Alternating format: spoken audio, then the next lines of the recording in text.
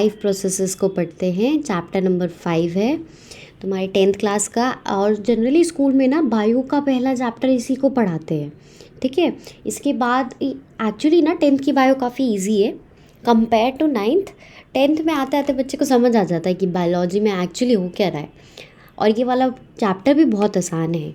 और कोशिश करूँगी मैं पूरी वीडियो में एक ही वीडियो में कंप्लीट कर दूँ, नहीं तो कभी कभी वीडियो बहुत लेंदी हो जाती है ना, तो टीडियस जॉब हो जाता है। मुझे लगता है बच्चा भी इतना कैसे देखेगा। खैर, हम स्टार्ट करते हैं लाइफ प्रोसेसेस से। देखो, लाइफ प्रोसेसेस क्या होते हैं, यहाँ पे हम पढ़ेंगे जो हमें ज़िंदा रखने के लिए, हमारी लाइफ को चलाने के लिए जो इम्पोर्टेंट प्रोसेस है ना, उसके बारे में पढ़ेंगे। देखो क्या होता है, जब हम सो भी रहे होते हैं ना, तब भी लाइफ प्रोसेसेस चलते रहते हैं। अगर ये रुक जाएंगे तो we won't be any more. For example, जब तुम सो रहे हो तभी तो तुम सांस ले रहे हो, तुम्हारा दिल धक धक कर रहा है, ब्लड को पंप कर रहा है ना, लंग्स काम कर रहे हैं, किडनी काम कर रही है। तो इन सब प्रोसेस को मिला के बोलते हैं लाइफ प्रोसेसेस। अच्छा, तो हम यहाँ पे देखते हैं लाइफ प्रोसेसेस के बारे में। अगर हम देखें तो सबसे पहले कि प्लांट्स में देखो, क्या जब तुम किसी चीज़ को देखते हो वो अलाइव है, अलाइव माने जिंदा है या फिर अलाइव नहीं है, तो हम कैसे डिफरेंस तय करते हैं। अगर हम एक कुत्ते को भागता हुआ देखते हैं, गाय को कड़कड़ मतलब जो उसके मुंह में खाना होता है उसे च्यू करते हुए देखते हैं, या फिर एक आदमी को चिल्लाते हुए देखते हैं स्ट्रीट में, ठीक है। व्हाट इफ़ द डॉग और अ काउ और अ मैन वर अस्लीप, तो अगर वो सो रहे होते हैं हम कह देंगे, अगर कुत्ता भौंक रहा है तो हाँ वो अलाइव है, ठीक है। गाय खाना खा रही है, अलाइव है। आदमी चला रहा है, अलाइव है। पर जब वो सो रहे होंगे तो ये सब काम थोड़ी हो रहा होगा। सोते सोते थोड़ी कुत्ता भागेगा, हाँ इंसान चलाएगा, तो क्या तब भी हम उसको कहेंगे वो अलाइव है? चलो हाँ भाई, हम कहेंगे, क्योंकि उसकी बॉडी के लाइफ प्रोसेसेस चल रहे हैं। अब यहाँ से देखो, they grow over time so we know they are alive. अच्छा, प्लांट्स तो ना चिल्लाते हैं, ना खाना ऐसे चबा चबा के खाते हैं, ना ही किसी के पीछे भागते हैं, तो हम प्लांट्स को कैसे देखते हैं कि प्लांट अलाइव है या मर गया? कैसे, प्लांट जब अलाइव होता है तो उसकी ग्रोथ होने लग जाती है। कैसी हो जाती है? ग्रोथ होने लग जाती है।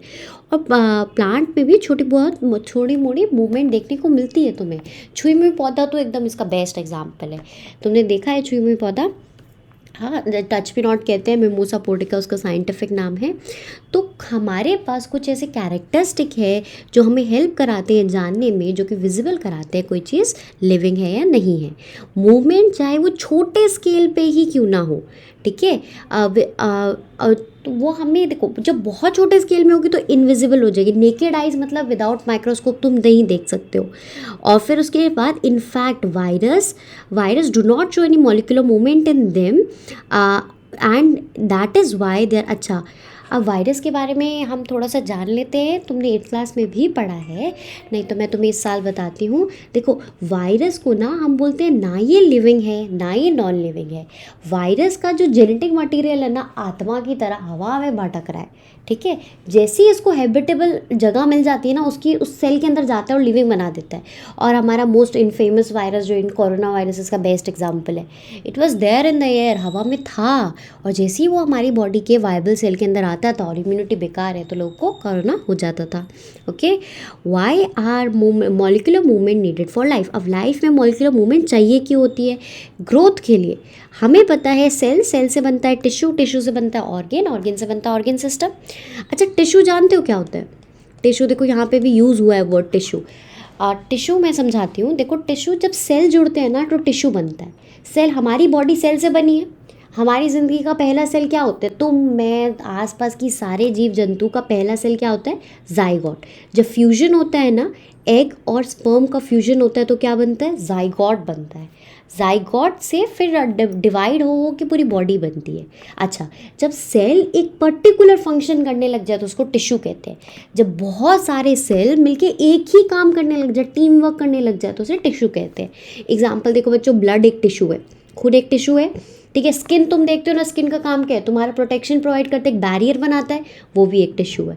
मुंह में और टिश्यू ही जब कोई चीज़ सेक्रीट करने लग जाता है ना तो उसको ग्लैंड कहते हैं। मैं आगे पढ़ाऊंगी भी इसको। तो यहाँ पे आ जाते हैं मुद्दे पे।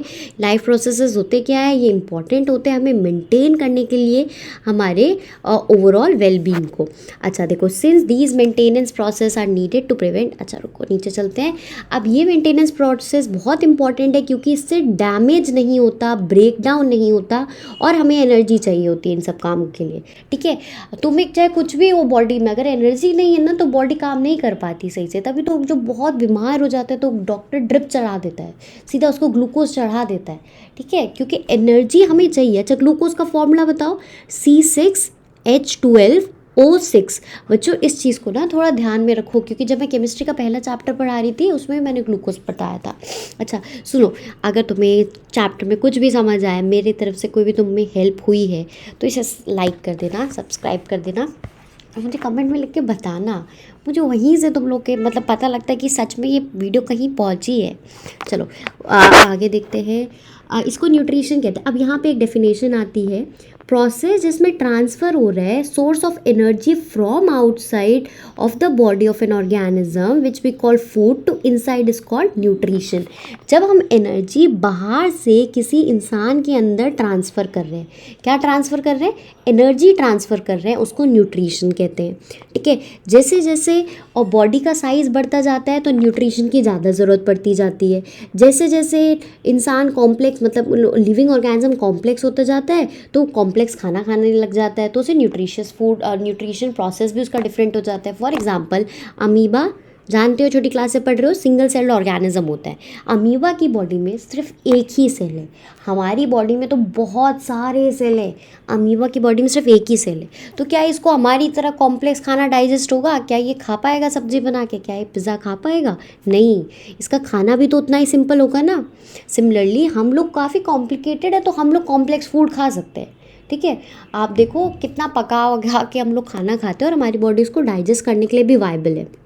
अच्छा देखो, फिर उसके बाद देखते हैं कि ये सोर्सेज ऑफ एनर्जी, देयरफॉर हम जो भी खा रहे हैं उसको तोड़ना पड़ता है छोटे छोटी चीज़ में ताकि हम उसको यूनिफॉर्म सोर्स ऑफ एनर्जी में कन्वर्ट कर लें। ठीक है, अब इसमें जो रिएक्शंस होते हैं उसे कहते हैं ऑक्सीडेशन रिडक्शन रिएक्शन, और इसी का शॉर्ट फॉर्म क्या था, रेडॉक्स रिएक्शन। ठीक है, यहाँ पे रेडॉक्स रिएक्शन के थ्रू चीज़ें ब्रेक डाउन होती है और हमारी बॉडी फिर फाइनली उससे एनर्जी निकालती है और एनर्जी हम यूज़ करते हैं। ठीक है, सेलुलर नीड्स, सेलुलर माने सेल की नीड्स, हमारी बॉडी में अल्टीमेटली सेल को ही तो खाना चाहिए।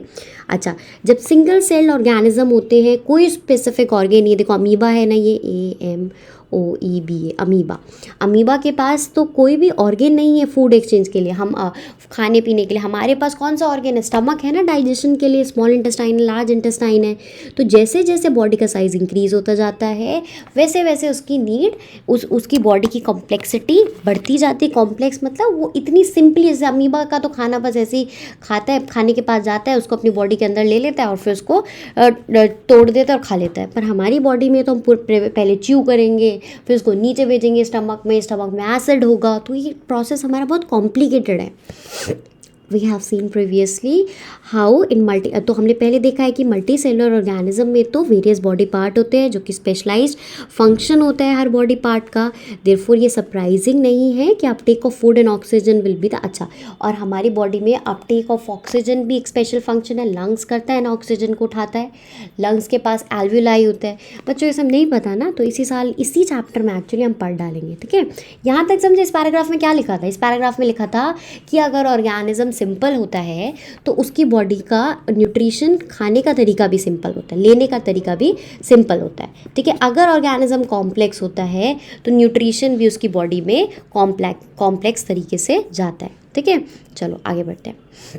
अब यहाँ पे शुरुआत करते हैं न्यूट्रिशन की। एक वीडियो में ना हम सारे इंटेक्स और बैक क्वेश्चन डिस्कस कर लेंगे। तुम्हारे जो एग्ज़ाम्स हैं उसमें इंटेक्स बैक क्वेश्चन की बहुत ज़्यादा इंपॉर्टेंस है।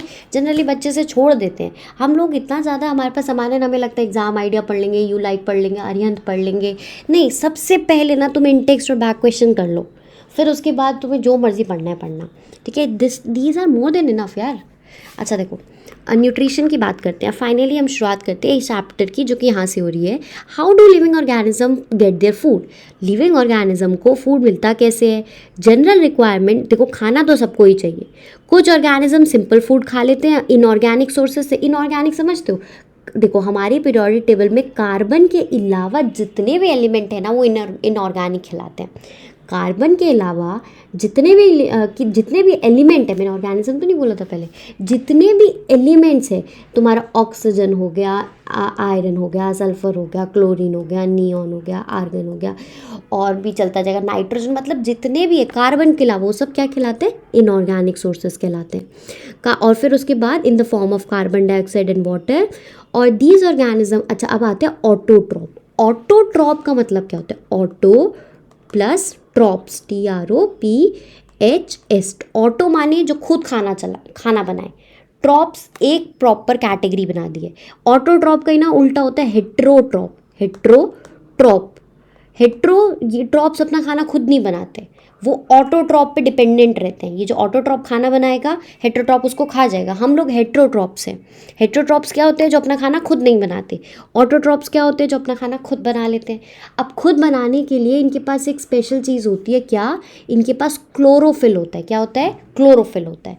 अच्छा, प्लांट में लीफ के अंदर सेल होता है। लीफ सेल से बना होगा ना, हर चीज़ सेल से बनी होती है। सेल के अंदर होता है क्लोरोप्लास्ट। क्या होता है? क्लोरोप्लास्ट। क्लोरोप्लास्ट के अंदर होता है क्लोरोफिल। क्लोरोप्लास्ट एक स्टोर करने की जगह है, उसके अंदर क्या होता है?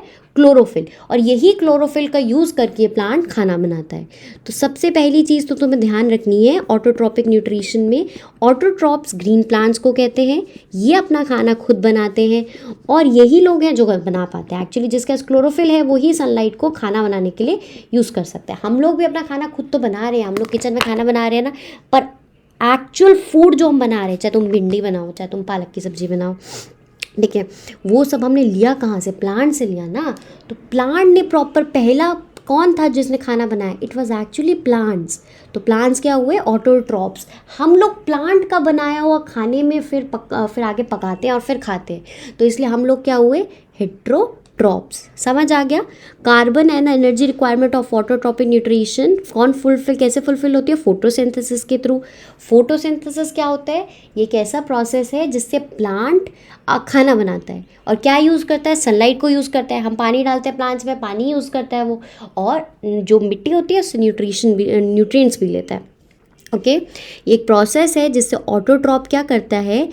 बाहर से खाना लेता है और कन्वर्ट कर देता है स्टोर्ड फॉर्म ऑफ एनर्जी में।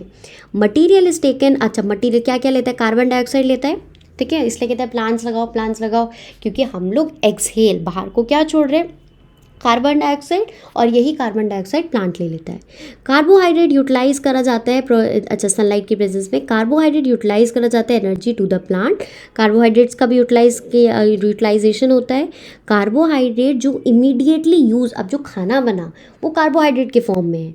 अब कुछ तो खाना प्लांट तभी के तभी यूज़ कर लेता है, कुछ वो स्टोर करके रख लेता है in the form of starch.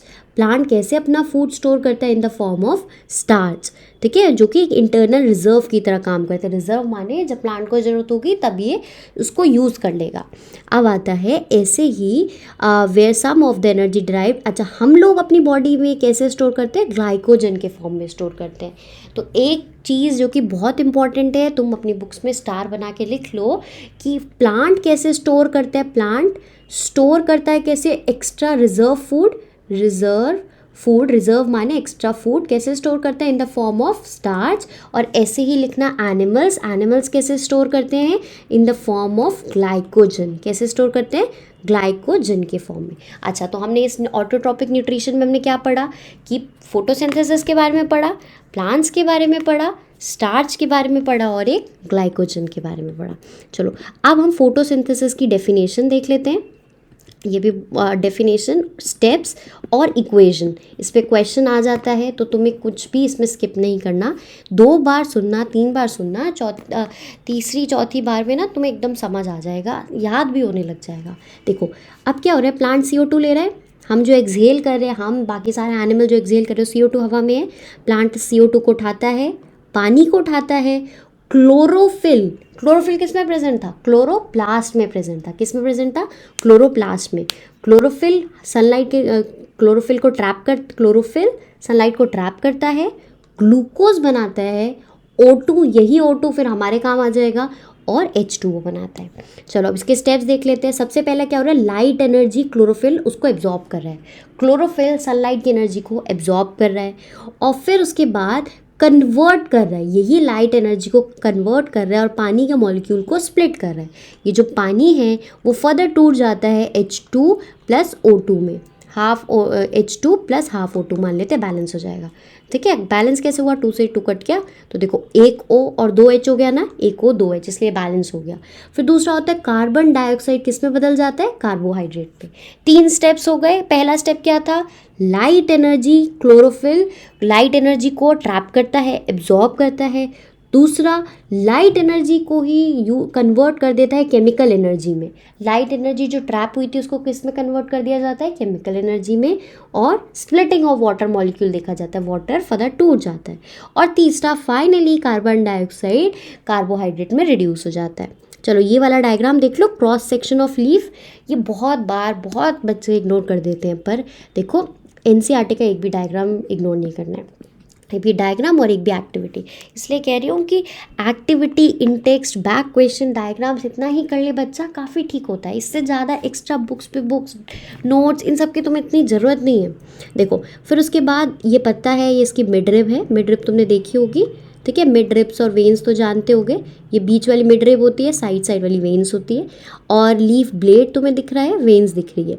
अब इसके अंदर अगर हम ध्यान से देखें तो वैस्कुलर बंडल देखने को मिलेगा। वैस्कुलर बंडल क्या होता है, इन्हें कहते हैं कंडक्टिंग टिश्यू। इन्हें क्या कहते हैं, कंडक्टिंग टिश्यू। इसका मतलब क्या हुआ, देखो पानी और खाना ऊपर नीचे पहुंचाना होगा ना प्लांट में। प्लांट इतना, मतलब प्लांट ही क्यों बोल रही हूँ मैं, ट्री भी बोल सकते हो। अब ट्री कितने बड़े बड़े होते हैं, खाना पीना जो ऊपर वाले पत्ते बना रहे हैं वो नीचे लेके जाना है, और जो नीचे का खाना पीना है वो ऊपर आना है। तो इन सबको कंडक्शन कहते हैं, इन सबको क्या कहते हैं, कंडक्शन कहते हैं। और जो ये टिश्यू ऐसे काम करते हैं, जो टिश्यू कंडक्शन में हेल्प कर रहे हैं, उन्हें कहते हैं वैस्कुलर बंडल्स। उन्हें क्या कहते हैं, वैस्कुलर बंडल्स। अच्छा देखो, ये पत्ते को अगर हम ध्यान से देखें, पत्ते का ये क्रॉस सेक्शन है। पत्ते को माइक्रोस्कोप के नीचे देखोगे तो कुछ ऐसा दिखेगा। सबसे पहले उसके ऊपर एक वैक्सी क्यूटिकल दिखेगा, फिर अपर एपिडर्मिस दिखेगा। ये जो 3 लेयर दिख रही है तुम्हें, 3 सेल दिख रही है, एपिडर्मिस के है। एपिडर्मिस प्रोटेक्शन प्रोवाइड करता है। क्या प्रोवाइड करता है, प्रोटेक्शन प्रोवाइड करता है। हमारी स्किन भी है ना एपिडर्मिस के फॉर्म में, वो भी हमें प्रोटेक्शन प्रोवाइड कर रही है। फिर देखो ये सेल में क्लोरोप्लास्ट दिख रहे हैं, छोटे छोटे ग्रीन ग्रीन क्लोरोप्लास्ट। अभी मैंने तुम्हें बताया क्लोरोफिल स्टोर करते हैं, और क्लोरोफिल क्या करता है, सनलाइट को ट्रैप करता है। फिर ये एयर कैविटीज़ है, इसे एयर स्पेस कहते हैं। यहाँ पे हवा के फॉर्म में तो ऑक्सीजन और कार्बन डाइऑक्साइड इधर स्टोर होता रहता है। फिर फर्दर गार्ड सेल है, देखो एक इस साइड और एक इस साइड गार्ड सेल होता है, और ये लोअर एपिडर्मिस है। एक पत्ते के ऊपर वाला पार्ट में जो एपिडर्मिस प्रेजेंट होगा उसे अपर एपिडर्मिस कहेंगे। इसी पत्ते को मैं उल्टा दूंगी, पीछे वाले पार्ट में होगा उसको लोअर एपिडर्मिस कहेंगे। ओके, यहाँ पे हमारा ये वाला डायग्राम भी हमने पढ़ लिया, तीनों स्टेप भी पढ़ लिए। यहाँ पे क्वेश्चन में आएगा फोटोसिंथेसिस की इक्वेशन लिखो, तीनों स्टेप्स इन्वॉल्व लिखो, या फिर क्रॉस सेक्शन के बारे में भी कुछ क्वेश्चन आ सकता है। चलो अब आगे देखते हैं। The steps not needed not take place one after another. ऐसा नहीं है कि तीनों स्टेप लगातार हो। जब डेजर्ट, यहाँ पे देखो ये इंपॉर्टेंट है, डेजर्ट प्लांट में क्या होता है, वो लोग कार्बन डाइऑक्साइड रात में ले लेते हैं, एक इंटरमीडिएट बना देते हैं, और फिर फाइनली जब सुबह होती है तो उसको आगे कन्वर्ट करते हैं। जैसे नॉर्मल प्लांट्स होते हैं, जैसे आसपास हमारे जहाँ पे हम डेजर्ट में नहीं रह रहे, तो आसपास के जो नॉर्मल प्लांट है उसमें ऐसा नहीं होता है। उसमें क्या होता है, लगातार काम चल रहा है। पर डेजर्ट प्लांट में ना उल्टा हो जाता है। डेजर्ट प्लांट में रात में वो एक फूड इंटरमीडिएट मतलब बीच का कॉम्प्लिकेटेड सामान बना के रख देते हैं, और सुबह जब धूप आती है तो उसको कन्वर्ट करते हैं। ठीक है, डेजर्ट प्लांट में क्या होता है, स्टोमेटा रात में खुलते हैं। ओके, फिर उसके बाद आता है if you carefully observe the cross section. हमने देख लिया, तुम्हें छोटे छोटे ऑर्गेनल्स दिखेंगे जिन्हें क्लोरोप्लास्ट कहेंगे। क्लोरोप्लास्ट में क्लोरोफिल होता है, ये चीज़ हमने देख ली। एक्टिविटी देख लेते हैं। एक्टिविटी फिर से मैं बोलती हूँ इंपॉर्टेंट है। कुछ चीज़ नहीं समझ आए और कोई मॉडिफिकेशन चाहिए ना वीडियो में, तो मुझे कमेंट में बताना, ठीक है। और किसी ने भी ये वीडियो देखी तो please do let me know. मुझे बिल्कुल आइडिया नहीं होता कि मैं इसमें जो काम कर रही हूँ ना वीडियोज़ में, कि कहीं जा भी रहा है, किसी की हेल्प हो भी रही है या फिर नहीं हो रही है। अच्छा देखो, यहाँ पे देखो हमने 2 पत्ते लिए, वेरीगेटेड बिफोर एंड आफ्टर, एक स्टार्च टेस्ट कर रहे हैं। ठीक है, 2 लीव्स लेने हैं। मनी प्लांट या क्रॉटन का ले लो।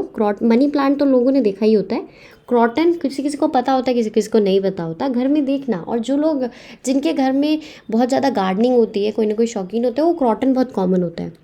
इसने बोला कि प्लांट को एक डार्क रूम में रख दो 3 दिन के लिए, ठीक है। सो जितना भी स्टार्च है, जो स्टार्च क्या होता है, एक्स्ट्रा फूड। स्टार्च क्या होता है, प्लांट का जो रिजर्व फूड होता है, अभी बताया था ना, किस में फॉर्म स्टोर होता है, स्टार्च के फॉर्म में। एनिमल का किस में स्टोर होता है, ग्लाइकोजन के फॉर्म में। याद है ना, ऊपर ही पढ़ा था, कहीं और ध्यान तो नहीं है।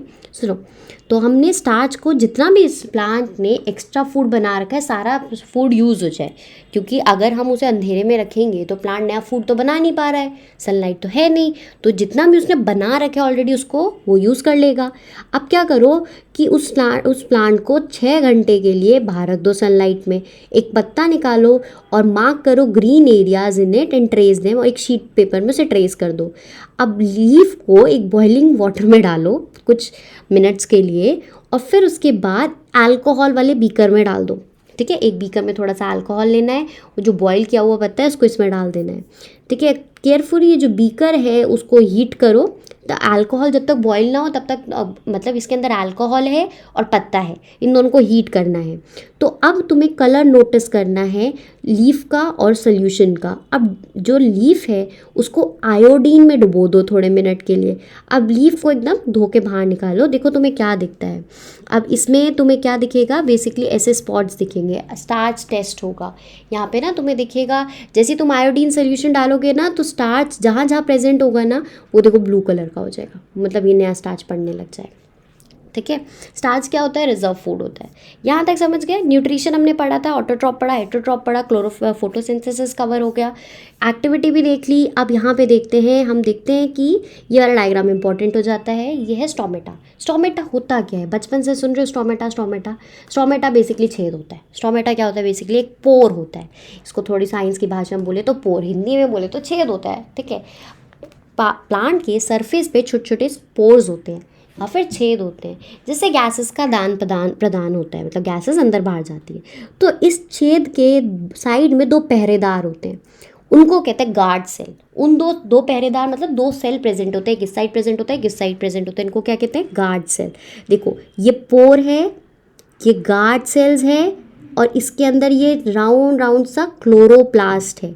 ये पोर ओपन है, ये पोर क्लोज्ड है, और ये चारों ओर भी ग्रीन कलर के सेल हैं, ठीक है। और फिर उसके बाद गैसियस एक्सचेंज इन्हीं पोर्स के थ्रू होता है। It is important to note gaseous exchange इन्हीं पोर, ये सब मैंने बता दिया। अच्छा, अब ये श्रिंक, जब ये क्या होगा, ये पोर स्वेल हो जाएगा। देखो पोर नहीं, गार्ड सेल स्वेल हो जाएंगे। तुम्हारे सेल हैं, ये तुम्हारा पोर है, ठीक है। इसके चारों ओर गार्ड सेल जब स्वेल हो जाते हैं, स्वेल समझते हो, इनके अंदर पानी भर जाता है, तो ये पोर के आगे आ जाते हैं और ये गार्ड सेल ये पोर क्लोज हो जाता है। जब ये श्रिंक हो जाते हैं तो पोर खुल जाता है, ठीक है। ये देखो श्रिंक हो गए तो ये पोर खुल गया। पर्दे की तरह काम करते हैं गार्ड सेल। कैसे काम करते हैं, कर्टन्स की तरह काम करते हैं, पर कर्टन्स बस इसमें हवा पानी भर रहा है। तो जैसे ही गार्ड सेल में पानी भर जाता है तो क्या करते हैं, पीछे एक छेद है, इस छेद के ऊपर आ जाते हैं, मतलब ऊपर इसे कवर कर देते हैं। अब ये बंद हो गया स्टोमेटा, और जैसे ये पानी बाहर निकल जाता है तो एकदम श्रिंक हो जाते हैं और ये छेद वापस से खुल जाता है। समझ गए गार्ड सेल कैसे काम करते हैं, यहाँ पे यही चीज़ लिखी हुई है। फिर उसके बाद अच्छा, हम ये सारी एक्टिविटीज़ हम एक एक्स्ट्रा अलग से वीडियो में कवर कर देंगे, नहीं तो ये चैप्टर बहुत लंबा लंबा चलता जाएगा। Activities, back question, it takes question मैं कोशिश करूँगी हर चैप्टर के एक सीरीज़ में डालती जाऊँ। अच्छा देखो, नेक्स्ट आता है बेस्ड ऑन द एक्टिविटी। मन तो कर है भी पढ़ाने का, पर फिर बहुत लंबा हो जाता है।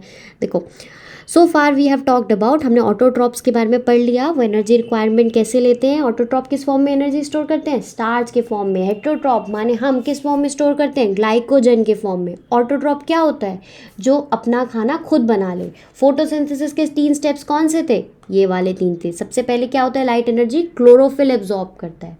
क्लोरोफिल कहाँ स्टोर होता है, क्लोरोप्लास्ट में स्टोर होता है। चलो, फिर उसके बाद क्या होता है, लाइट एनर्जी को केमिकल एनर्जी में कन्वर्ट करा जाता है और पानी की स्प्लिटिंग होती है। जो सेकेंड स्टेप है ना, उसमें 2 चीज़ें हो रही है। और फिर तीसरा, कार्बन डाइऑक्साइड रिड्यूस हो जा रहा है कार्बोहाइड्रेट में। ये इसकी इक्वेशन थी, ये हमारा क्रॉस सेक्शन था पत्ते का। अब हम पढ़ते हैं हेट्रोट्रॉपिक न्यूट्रिशन में। ठीक है, अब हेट्रोट्रॉपिक न्यूट्रिशन की अगर हम बात करें, अच्छा देख लो यहाँ पे भी अदर मटेरियल। अब यहाँ पे क्वेश्चन है, रॉ मटेरियल माने कच्चा सामान। जब तुम खाना बनाने जाते हो तो रॉ मटेरियल लेते हो ना, कच्ची सब्जियाँ लेते हो फिर उसको पकाते हो। ऐसे ही प्लांट्स को भी कच्चा सामान चाहिए। कच्चा सामान अब इसको कहाँ आते हैं, देखो वाटर जो फोटोसिंथेसिस के लिए है ना, वो सॉइल से मिल रहा है उसको। और जैसे नाइट्रोजन चाहिए, फॉस्फोरस चाहिए, आयरन चाहिए, मैग्नीशियम चाहिए, ये सब उसको मिट्टी से मिल रहा है। नाइट्रोजन बहुत इंपॉर्टेंट है क्योंकि इससे प्रोटीन बनते हैं, और अल्टीमेटली प्रोटीन की ज़रूरत हमारी बॉडी को बहुत ज़्यादा होती है। प्रोटीन की कमी से एक डिज़ीज़ होता है जो के से स्टार्ट होता है। किसी को भी पता है ना तो मुझे ज़रूर बताना, मुझे तो पता है, मैं चाहती हूँ तुम इंटरेक्ट करो मुझसे। फिर उसके बाद आता है टेकन अप ऑर्गेनिक। अच्छा बताना ज़रूर, मन तो करा मुझे अभी बताने का। देखो और it is taken up as organic compound. तो यहाँ पे ना एक क्वेश्चन भी अभी तुम आगे देख लोगे, इन टेक्स्ट में क्वेश्चन है कि कहाँ कहाँ से कौन कौन से रॉ मटेरियल आते हैं, और इसका आंसर ये रहा। अब आता है हेट्रोट्रॉपिक न्यूट्रिशन। हेट्रोट्रॉपिक न्यूट्रिशन क्या होता है, ये ईच ऑर्गेनिज्म, अब ये ऑटोट्रॉपिक न्यूट्रिशन का जब हम खाना खाएंगे, बनाया हुआ खाना खाएंगे तो उसे हेट्रोट्रॉपिक न्यूट्रिशन कहा जाएगा। ठीक है, अब देखो जब फूड स्टेशनरी होता है, जैसे ग्रास, स्टेशनरी माने रुका हुआ, ग्रास चलती तो नहीं रहती ना, एक जगह घास है तो वो वही रहेगी। या फिर मोबाइल होता है, मोबाइल माने डियर। अब डियर का शिकार एक शेर को करना है तो डियर तो भागता रहेगा, तो उसे कहेंगे मोबाइल। मोबाइल माने जो इधर उधर मूव हो जाए। तभी हमारे हाथ में जो हमेशा रहने वाला मोबाइल है उसे मोबाइल इसलिए कहा जाता है क्योंकि हम इसको कहीं भी ले जा सकते हैं। There is a range of strategies. अब फूड को यूज़ करने की बहुत सारी स्ट्रैटेजीज़ है। कभी कभी क्या होता है, बॉडी के बाहर से ही फूड को यूज़ कर लिया जाता है, मतलब बाहर ही तोड़ लिया और फिर उसी को एब्जॉर्ब कर लिया, बाहरी फूड मटेरियल को तोड़ लिया और उसको उसका न्यूट्रिशन एब्जॉर्ब कर लिया। अब फंगस या ब्रेड माउल्ड, ईस्ट, मशरूम, इसको इसका ये एग्जांपल है, ये इंपॉर्टेंट है। इसे कहते हैं फंगस, ब्रेड मोल्ड, ईस्ट। ये लोग कैसे न्यूट्रिशन लेते हैं, या अपनी बॉडी के बाहरी चीज़ों को तोड़ लेते हैं और न्यूट्रिशन को एब्जॉर्ब करते हैं। हम लोग क्या करते हैं, हम बॉडी के अंदर ले जाते हैं, फिर हमारा पेट उसको तोड़ता है और फिर बहुत सारे जूसेस होते हैं उसे डाइजेस्ट करता है। इसका उल्टा हो रहा है। ठीक है, और फिर उसके बाद आता है other organism inside the body काम करते हैं सेम चीज़ का। कुछ ऑर्गेनिज्म होते हैं जो एक दूसरे ऑर्गेनिज्म से न्यूट्रिशन लेते हैं पर उसको मारते नहीं हैं। फॉर एग्जांपल लाइस, ठीक है, टिक्स, टिक्स हो जाती है ना कुत्तों में, लीच, ये सब क्या करते हैं, किसी की बॉडी में लग जाते हैं, उनसे न्यूट्रिशन ले लेते हैं पर मारते नहीं हैं उसको। एग्जाम्पल टिक, लाइस, टेपवॉर्म और लीचेस, इसे कहते हैं पैरासाइट्स। इन्हें क्या कहते हैं, पैरासाइट्स। फिर उसके बाद हो जाता है how do organism obtain their food. अब ऑर्गेनिज्म सही में फूड खाते कैसे हैं, देखो सिंगल सेल अमीबा जो होता है वो कैसे, उसके पास फिंगर लाइक एक्सटेंशन होती है जिसे सूडोपोडिया कहते हैं। पैरामीशियम, तो दो एग्जाम्पल हैं यहाँ पे, एक है अमीबा का और एक पैरामीशियम का, दोनों ही यूनिसेलुलर है। यूनिसेलुलर समझते हो, ये अपना इनकी बॉडी में एक ही सेल है। तो ये खाना कैसे बनाते हैं, अमीबा के केस में उसका शेप चेंज हो जाता है, वो सूडोपोडिया बना लेता है। अमीबा के केस में अमीबा अपनी बॉडी का शेप चेंज कर लेता है। देखो यहाँ पे ये बना है ना स्ट्रक्चर, इसे सूडोपोडिया कहते हैं। ये खाने को देखता है, खाने को कैच करता है और बॉडी के अंदर ले जाता है। पैरामीशियम के बारे में अगर हम बात करें तो ये अपना शेप चेंज नहीं कर पाता। ठीक है, तो एक स्पेसिफिक तरीके से सीलिया को यूज़ करता है। पैरामीशियम की बॉडी अगर कुछ ऐसी होती है, ठीक है, और इसमें छोटे छोटे हेयर लाइक स्ट्रक्चर होते हैं, और इन हेयर लाइक स्ट्रक्चर को क्या कहते हैं, सीलिया कहते हैं। क्या ये कहते हैं, सीलिया। तो ये इन सीलिया से हेल्प लेता है, मूव करके एक जगह से दूसरी जगह जाता है और खाना खाता है। ठीक है, तो इस केस में तुमने क्या पढ़ा, दो चीज़ के बारे में पढ़ा, एक पढ़ा अमीबा के बारे में, दूसरा पढ़ा पैरामीशियम के बारे में। अमीबा अपनी बॉडी का शेप चेंज कर सकता है, पैरामीशियम अपनी बॉडी का शेप चेंज नहीं कर सकता। पैरामीशियम के पास सीलिया होता है। चलो अब हम बात करते हैं न्यूट्रिशन एंड ह्यूमन बींग्स। अब ह्यूमन बींग्स में क्या क्या न्यूट्रिशन है, अब यहाँ से तुम्हारा डाइजेशन स्टार्ट होता है, फिर तो अब लगातार होता जाएगा। अब डाइजेशन, रेस्पिरेशन एक वीडियो में कवर करेंगे, दूसरी वीडियो में बचा हुआ सारा कवर करके चैप्टर को कंप्लीट करेंगे। ठीक है, चलो अब मैं तुम्हें नेक्स्ट वीडियो में मिलती हूँ। Bye bye.